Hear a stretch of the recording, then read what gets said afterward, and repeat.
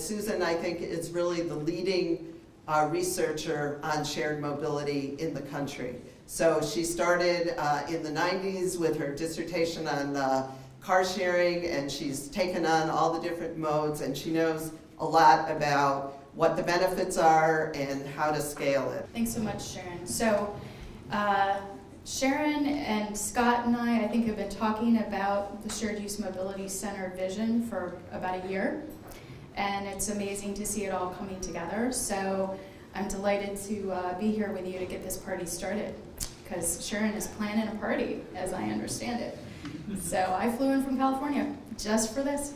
This talk will actually focus a lot on what we know about shared use mobility at present. And Sharon asked me to start with some key trends that are, I think, shaping the environment, and she'll be, I think, looking at a parallel set of key trends in Chicago. I'll be talking about the state of the industry, which is one of the things I love to do, is actually track the developments over time. And I'll tell you, because of so many of you in this room, you're making that a very challenging task, because there's so much activity and growth every day now. And then finally, I think many of you are probably very interested, based on the questions from the first session, in the impacts of shared use mobility and what we know about that today.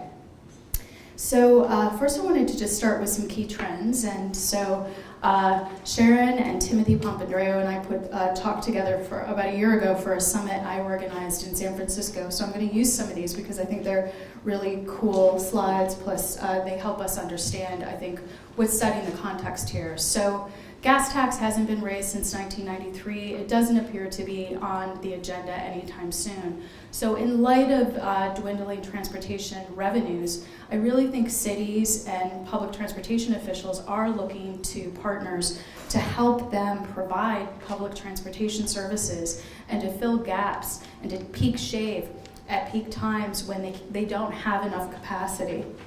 And so that brings in this era of the public-private partnership. But one of the other things that we're seeing is a trend in licenses actually declining over time. And there was a recent study by US PIRG and Frontier Group released that I'll reference that actually shows that this is continuing onward in light of increases in our economy.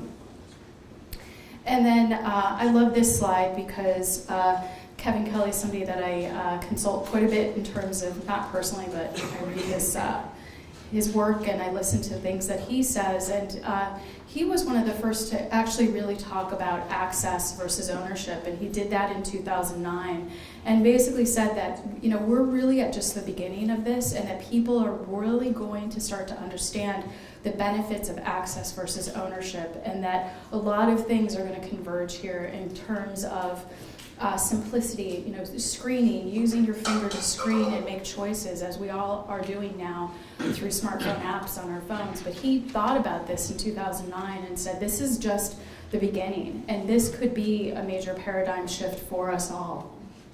And also, you know, we have many examples of this already occurring, right? Netflix, Airbnb, there's a city bike, I should have swapped that out with a Divvy bike card for Chicago. Zipcard is mentioned here. So, you know, people are moving away from ownership models to subscription models, and I think that's something that we should all think about today. And then also we're learning about people's preferences. People are wanting to do different things when they're in public transportation now. They want to either get exercise, they're going to get on that bike, or they want to be connected all the time. I participated in a recent study that I'm also going to cite here as a reference for you, that basically was done with millennials, and said millennials want to be connected all the time. Not necessarily connected where they're sitting and talking to each other, but actually connected to their mobile devices and to social media. And these are the things that they want to do, and driving is now actually becoming the distraction from actually being able to be connected all the time. And these are some of the reports that I have been reading and staying on top of. Several of them have been actually produced by US PIRG and the Frontier Group. And the first one was released in 2012, I believe, A New Direction, followed by A New Way to Go. And they both really look at the role of apps and vehicle sharing, and also the relationship that we're seeing with people and their own private vehicle ownership and their relationship with their car. This is the study that I referred to that was done in conjunction with the Transportation Research Board and American Public Transportation Association, looking at millennials and how they feel about mobility. And then more recently, this was just released by US PIRG and the Frontier Group, actually looking at millennials shifting away from driving. And it was actually showing not just the millennials are shifting away from driving, the entire population is shifting away from driving. And all of these reports that I've just mentioned are available online for you to download for free, and they're really wonderful resources if you'd like to look into this more. So that's the background. So in terms of the state of the industry, right now we have 45 operators. This does not include peer-to-peer car sharing operators. We don't have their numbers, but this includes both round-trip operators and point-to-point or one-way operators. And you can see the majority are in the US and almost equal distribution between Canada and the United States. In terms of membership, you can see the majority is here in the United States in terms of members as well as vehicles. And if you were in the earlier presentation, I showed some histograms in a different format for you there. In terms of bike sharing statistics, so we just released a report last week, which is also available for free for you to download, and we did some pretty intensive analysis on the bike sharing industry through January of 2013, and you can see here that there were 22 operators as of January 1st of 2013 in the United States. So again, the majority of activity in the United States in terms of activity here in the Americas.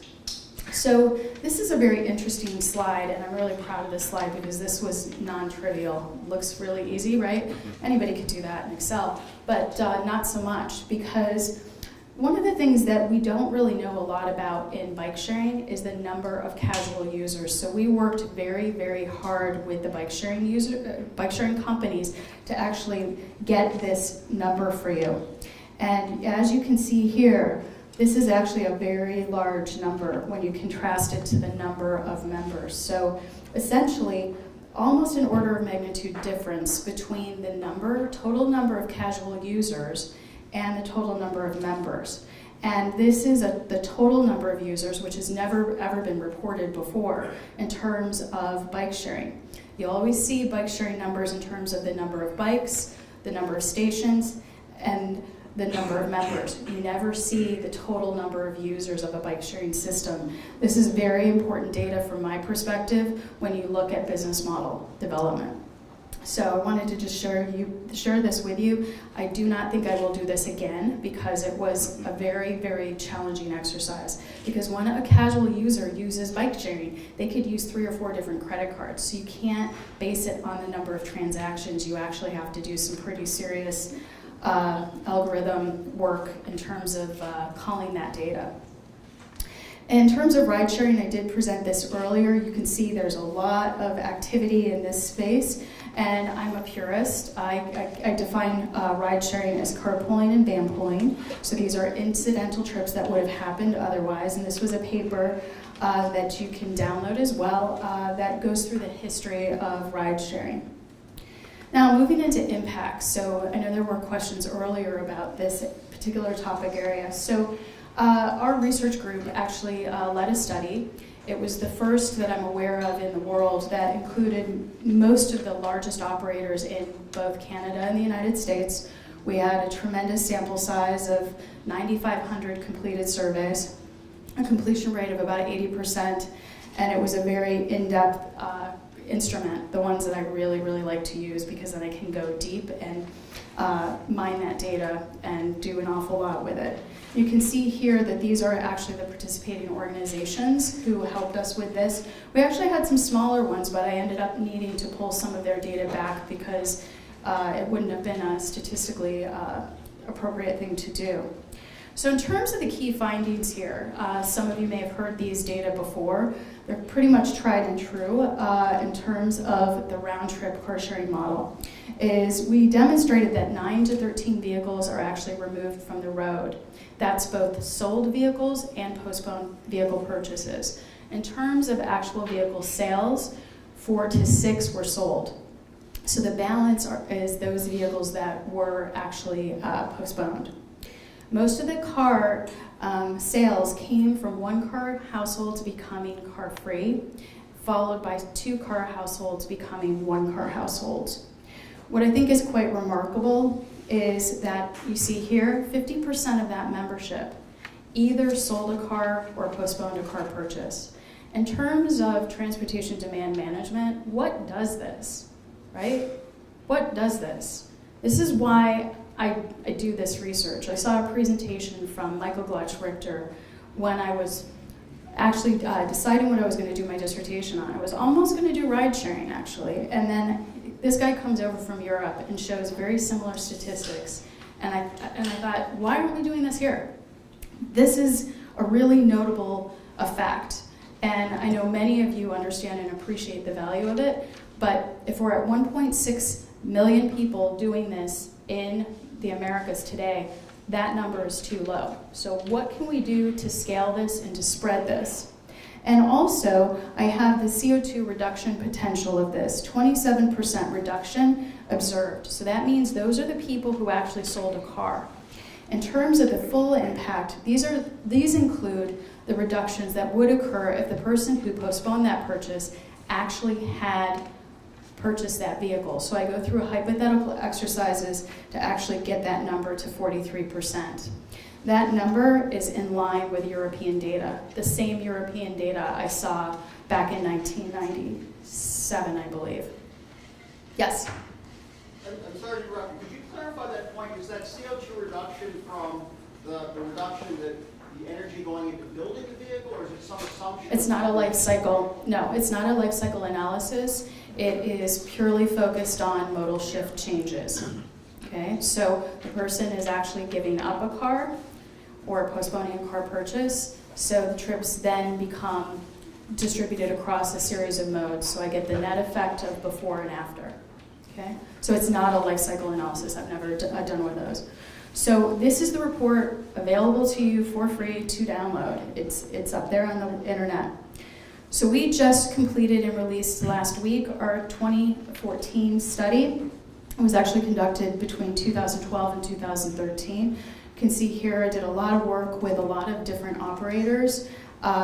It is soup to nuts in terms of bike sharing. It covers everything from business models to numbers, impacts, etc.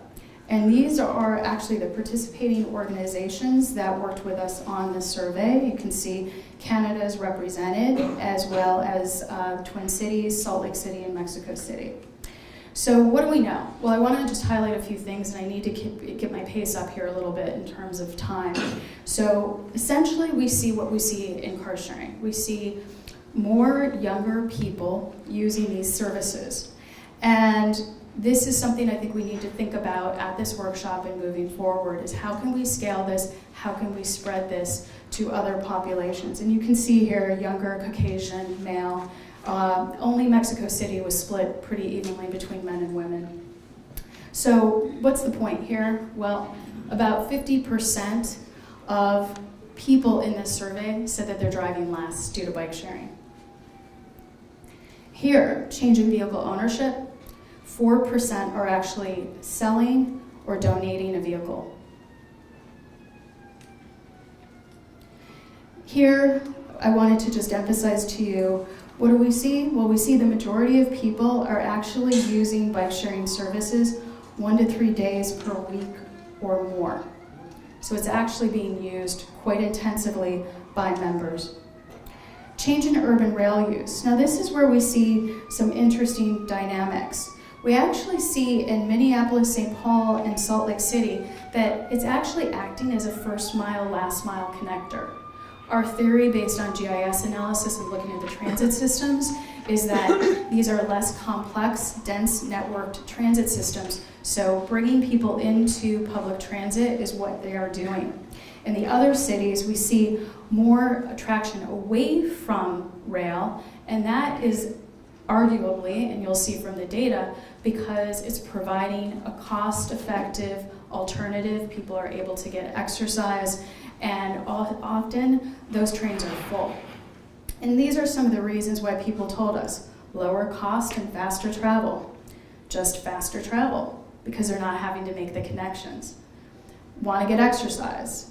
Public transit vehicle is crowded. So this is the 2014 study that was just released. I encourage you to download it. It is about 220 pages long, just be warned, and just released. So, final study that I'm going to talk about is our ride sourcing TNC or TNP study. So we conducted this study in May and June of this year in San Francisco. We selected 3 hotspot areas for this: the Mission, Marina, and North Beach. We had a completed survey response rate of 380 individuals. We did it in 2 ways. Intercept, about 20% of the population were people who had just gotten out of a ride sourcing vehicle, and we approached them. 83%, so the majority, were people who completed the survey online after the fact, and they were to report on their most recent trip within 2 weeks. So you can see that the majority of the sample, about 80%, is coming from that area. The other thing that we did, and I have to thank Timothy's organization, SFMTA, for helping us with this, they gave us taxi data, which allowed us to conduct a matched pair analysis, which is, I think, the most objective way to go about looking at these services, is to compare them. So we compared them in the exact same locations at the exact same times these trips were being taken. What I wanted to tell you, though, is that we need more data, so this is an early glimpse of what things are going on. So we were capturing mostly evening and entertainment trips to get an adequate response rate in these hotspot locations. In terms of the user group, it's going to sound like a broken record here. They tend to be younger, own fewer vehicles. They like to travel with companions. We see higher occupancy rates with them. So also we see this adoption by these younger individuals. In terms of income, pretty similar to the San Francisco income area, except in the 30K or less category. And here again, no surprise, as I've been telling you, age is definitely on the younger side, particularly when contrasted to the taxi user. So what are my key takeaways? Well, the main thing that jumped out at us when we were doing this research, which I want to add was led by a doctoral student at UC Berkeley, Lisa Rail. We also did this with a couple other individuals, including Professor Robert Cervero. And what I want to tell you here is what jumped out at us is the consistency in wait times of the ride sourcing companies. Approximately 90% across the board anytime we did this analysis. But what did we find with the dispatch and with the taxi hailing? Much lower response rates. So I think this is something for us all to consider, is this is an important issue. If people have to wait a long time and it's inconsistent, it's going to be harder for people to rely on these services. Just like when we made public bike sharing smarter, we enabled bike sharing to be something that people could rely on, and then we saw a behavioral shift. So in terms of modal shift, here's what we saw. So we really wanted to prove this out because we heard that the transportation network companies or ride sourcing companies were really competing with the taxis. And what we show here is that actually it's more diverse than that. 40% is competing with the taxis, but we also see it competing for a lot of other things. And that's going to happen when you enter into a transportation ecosystem like San Francisco, right? Things are going to complement and compete with other modes. And in the case of bus, much more competition. We saw them pulling more from the bus side than the rail side. And in the case of the rail side, we actually saw 4% of the trips actually serving as first mile, last mile. So other things to observe, we saw that there was about an 8% induced travel effect. So that means trips are happening that would not have happened otherwise.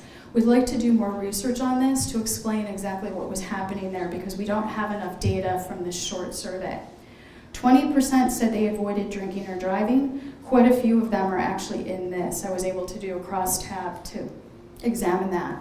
But here's basically what the modal shift reaction is with the ride sourcing companies. And that white paper is also available for you to download for free, just released this summer. So some other, I think, interesting results to just highlight quickly is that Ride-sourcing and taxis are serving residents who don't own cars. 43% had no vehicle at home. So this is how they're actually getting around. They're using this to get around, and 35% in the case of taxis. This I thought was also quite interesting. 1.8 occupancy level for ride sourcing, 1.1 for taxis. And in terms of reduced driving, we saw 40% of the individuals reporting on this survey saying, I'm driving less as a result of this service. In terms of auto ownership impacts, we really weren't able to get a clear read here. I think it's early days.